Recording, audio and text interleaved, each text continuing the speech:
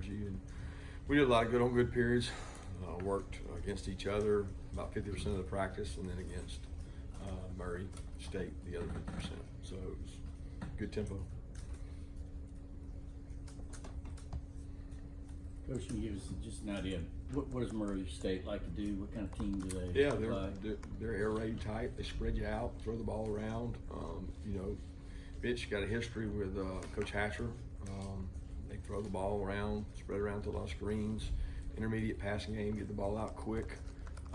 They run the ball really well for what you think they would do. Everybody thinks they throw the ball every snap, but they got large splits, which make it tough to play the gaps.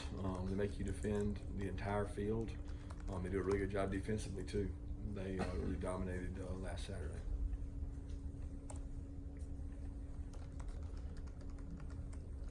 Kirby, a lot of guys yesterday were talking about playing to the Georgia standard and things like that. For you, what does that mean to you, and what is it like getting guys to buy into that concept of always playing against that as well as playing to the scoreboard? Yeah, we talk about being relentless competitors, playing with toughness, effort, never watching the scoreboard, and you play to that standard, and the rest kind of takes care of itself. And I think when you worry about results, like so many people in our society do, it makes it tough to ever be happy. So we don't concern ourselves with the results. We try to focus on what exactly it is that we want to achieve, which is unbelievable effort, toughness, and resiliency, and relentless effort. And we just keep saying the same words over and over so the kids understand that's what matters. And if you do that, you'll usually get good results. Kirby Smart had a good number of tackles for losses last week against obviously a different level of opponent. How can they give you trouble in that regard? Well, they're quick. They do a lot of movements up front. They're plug guys. They move quick, athletic. They can create some problems with their movements if you're not prepared for them.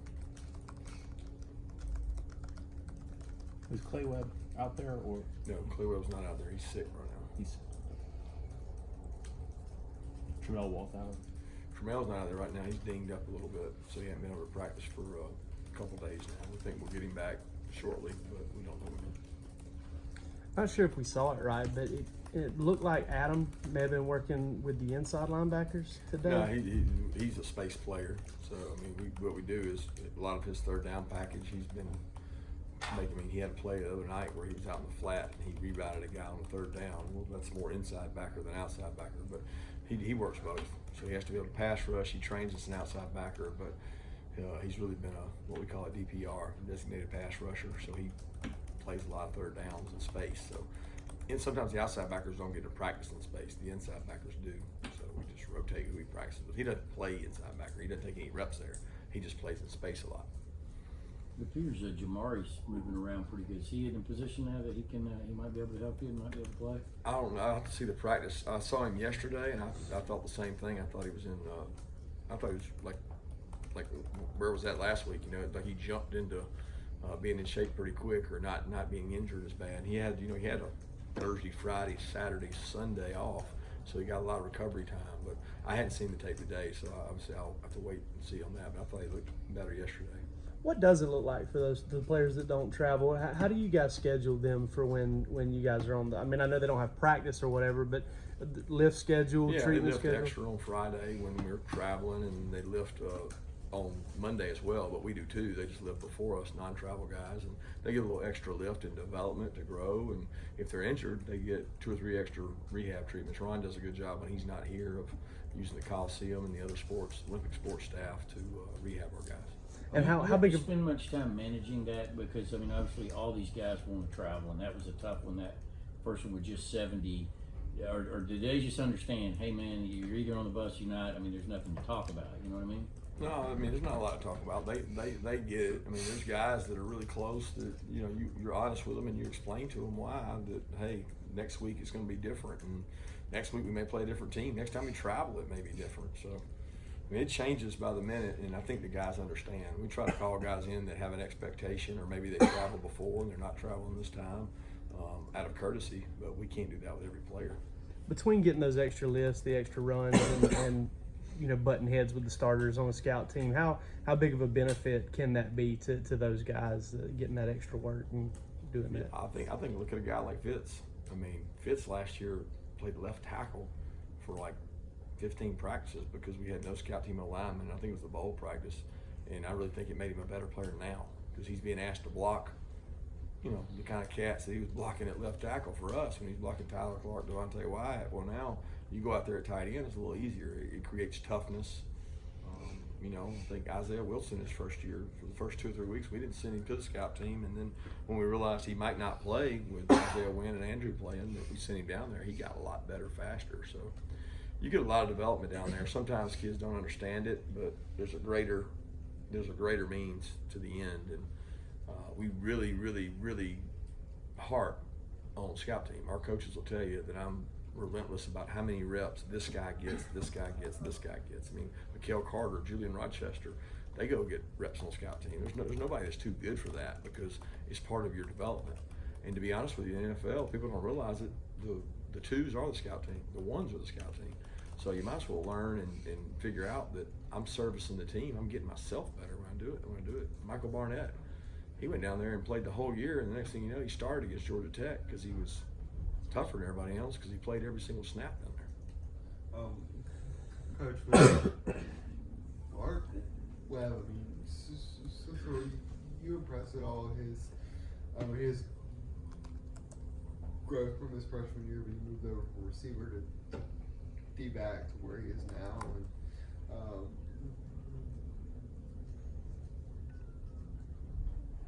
whenever y'all recruited him as a wide receiver, did y'all ever talk about the potential of playing D-back at all, or no? No, we never discussed it. And to be honest with you, he came in, he was a really good wideout. He made a couple plays, and we were like, man, we got a good wide receiver here. And we were so deep at the time. I mean, we were looking at Terry, Miko, Crump. I mean, there was just so many guys, and they were going to be there for at least, you know, at that time, 2 more years. And we just felt like that Mark could be one of our best 11 defensive backs. And we knew the transition would take a while, and didn't know if he'd be a corner or a safety or what he'd be, but he's grown into a really good star in money. And he's really physical, he's really aggressive, he's tough. Mark's fun to coach. Mark loves football. He's very coachable, so he's been a blessing for us. What are some of the ways that Quay Walker's grown, and what's he kind of still need to do in your eyes? Quay's come a long way, but Quay still has a long way to go. So it's interesting to watch because this is a kid that, you know, he played out in space. He played like an outside backer in high school. And when you go inside, it changes your world because you go from seeing one thing to seeing everything. And you got 5 linemen in front of you, and things are going sideways. And you know, he struggled some last year. He got frustrated. And then this year, it's amazing how far he's come with understanding our defense and being able to pick things up. He's a really good blitzer. Sky's the limit for him because he's athletic and big, and he's come so far. But he has to decide that he wants to be great and work really hard every day to put himself in a special category. Quay played a good bit of snaps on Saturday. What did you think of his performance in that game? Quay did some good things. I mean, he played well. He's going to continue to play, and we need more guys. You know, we need Nate McBride. We need N'Kobe well. We need guys to help us in that position because that's where speed and athleticism really matters on these teams that throw it all around and spread it all around. You got to have athletic backers. And we got some good athletes. We've just been dinged up. How comparable are Dominic Waylock and Kyrus Jackson's skill set, and how might Dom be able to sort of fill that role now that Kyrus is going to miss some time? Yeah, Dom's been awesome. Dom is. That was unfortunate that he didn't get to play the other night because he's really earned the right to play, and just we didn't get an opportunity to put him in. We kept, trying to put the game away and score, and really just never played itself into a position to put him in there. But he's going to be thrust into it now, and I thought he had a really good practice today. I mean, he caught some balls. He catches contested catches. He finds ways to get open. He's really smart. He's tough. He's physical. I mean, he and Kyrus are similar. I mean, Kyrus has probably got a little more experience than him, and Kyrus is a little stronger than him, but they're both really good players. What were your thoughts on Trey Hill the other night? Trey did some good things. Trey had a couple missed assignments, and he got the short yardage deal. A guy got up under him and beat him, but he beat that guy earlier in the game. Trey's talented. Trey has to be motivated. He has to stay hungry because it's easy for him sometimes. He's so athletic and so big that he has to push himself. You talk about motivating guys. Is it different? I guess it's different from player to player. You have to have many different ways to kind of get these guys going. Yeah, I mean, some guys don't. Don't require motivation. They self-starters, and that's just human nature, in my opinion. And other guys, they need a little spark and a little fire, and they need to grow to get better. Otherwise, they might be comfortable where they are, and I don't think we should ever be comfortable. Kirby, you guys have scheduled a lot of prominent Power 5 opponents for future schedules. So where do FCS programs fit in? I know you can't schedule 12 Power 5s. Well, I mean, I think it's the lifeblood of a program. I think if you went and polled them, they would tell you that without some of the bigger schools, they wouldn't have a program. And it's their opportunity to fund their program. And I have been a huge salesman in the game and sport of football. And I hope one day that, my son that plays football has an opportunity to go play somewhere. And the more opportunities they have, I think it gives kids a wonderful chance to get a free education. And if we don't play FCS teams, then there's probably going to be some of them flip and go under, especially the way television is today and attendance is dwindled. That's the lifeblood of their program, and I certainly want to try to help support them, but not at the cost of our fan base, not getting what they want, but there's a medium in there. Coach Doyle was saying today that you were the one who was kind of recruiting him when you were at VSU. Yeah, I think David Dean and myself, I know David had a lot of his area, but I remember him well, and just hope he doesn't remember any of the bad words we said to him when he was on the scout team. You mentioned yesterday you didn't want to get into all the rules Jake has for checks and stuff because it's too complicated. But the short version,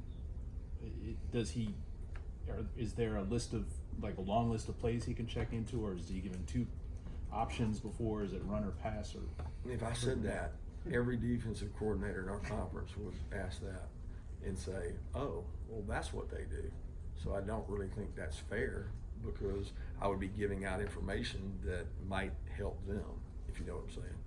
So I would prefer not to answer that, because that's really, every team has their methodology at which they give their quarterback the freedom to do things, and we have ours. And I don't really want to share it out there. What can you say about Warren McClendon's progress since he's gotten to campus, and how is he adjusting to college ball? He's doing well. He came in early. He got to practice with us. He's been over on the scout team with us. He competes every day, and he gets to match up on Jermaine and Nolan and Aziz. And I think you go against those guys every day, you can certainly improve. He's been a great kid to be around, and he's getting better by the minute. What would he bring to the offensive line if he ever, once he gets to that point? What would he bring to the offensive line differently? A lot of character, a lot of toughness. He's a good athlete. He's still got work to do to develop, but he understands that. He's getting better. He's preparing his time. When Quay committed to Georgia, he very famously had a Tennessee hat on and chucked it across the room. Did you ever see that and say anything to about it? What your reaction was to it? Yeah, I think he regretted it. He regretted it after the fact, and it wasn't a proud moment for him. It was a moment that he was probably succumbed with all the hoopla and just caught up in the moment. And he and I talked about it. He understands it, and it's something that he learned from. With DJ Daniel and Tyson Campbell, how did you evaluate? I know they split some time out there at that corner spot. As far as how we evaluate them? Yeah, I mean, yeah, they didn't. Neither one of them got tested much. I mean, they didn't get a lot of balls thrown their way. They didn't get a lot of opportunities. So they executed, tackled well. DJ had a good tackle. Tyson had one good tackle and had one pull over one. And same thing for Stokes. I mean, that battle's going to go on. Tyreek Stevenson's in that battle, so that's never over. Can you see you've talked before about how much those guys have to run and how much ground they cover during a given game. Is that a situation where you'd like to be able to say, hey, I've got 4 guys that you can kind of roll in and roll out and get to that point, or do you like to have 2 and kind of stick with 2? I want the best guys to play. I mean, that's not a position historically that you roll in and out, because you usually have a different level of talent or making plays, and that's not somewhere you want to be messing around unless you feel like they're all even, which we've done that at inside backer before, but we didn't have that last year. We felt like we had 2, and Eric took over for Tyson and played well, and then Baker held his spot down. I don't know how it'll go. I really don't. We get tested every day in practice, probably more than we got in the game last week, so we're going to find out more this week and more the next week and more the next week. Thanks, guys.